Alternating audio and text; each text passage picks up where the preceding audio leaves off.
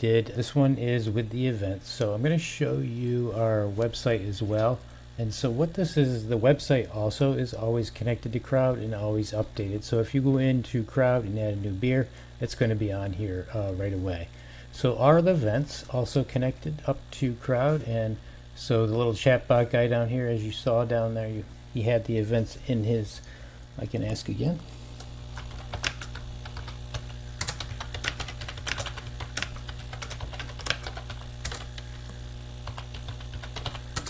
And so it will come back with the events that we have, and then you can mouse around and see the different ones. So what I did is I went over to Claude and I said, hey Claude, I need to make a post. I wanted to do all 3 of the events that I have starting May 30th through the 31st. And then I told it to create 3 realistic posts because we, as you saw in the Krowd application on the website, we had the images of the band, so I want them to represent those images, so I told it that. And I'm also going to use probably one of the worst models to use, not that it's bad, Grok, to create my videos from those 3 images. So once we do that, it's going to go ahead and go through it, and you can see here, I'll start at the top. I ran this separately, so you didn't have to sit here and wait for it. It takes about, I'd say this one took about 2 minutes or so to run, so not bad considering everything that it does. So it got all 3 events from Krowd, and then it goes ahead and it creates the images. Once it has all 3 images, it does the posts. Then I asked it to do a bunch of posts so that it could do everything all at once.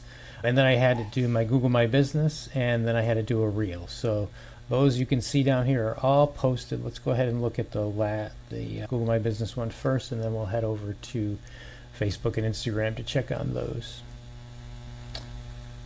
Okay, and the way we add these is typically we take a picture of your calendar and then we load it into Krowd, and Krowd grabs all the dates and events and all that and puts it into our system. So there is the pickle one that we did, and we'll take a look at the DR, this one as well. And then we'll hop over, and there's the DNR duo. So if you remember, they look very similar, so it did a great job. And there is our pickle and the DNR duo lineup are coming this weekend. All right, so let's go take a quick look at Facebook. And so there is our reel. We'll take a look at that real quick. Not bad for Grok. I'd use Gemini probably more for videos than I would Grok, but I want to try Grok out today. So there's the chubs. So if you go back to the event, you can see the chubs right there.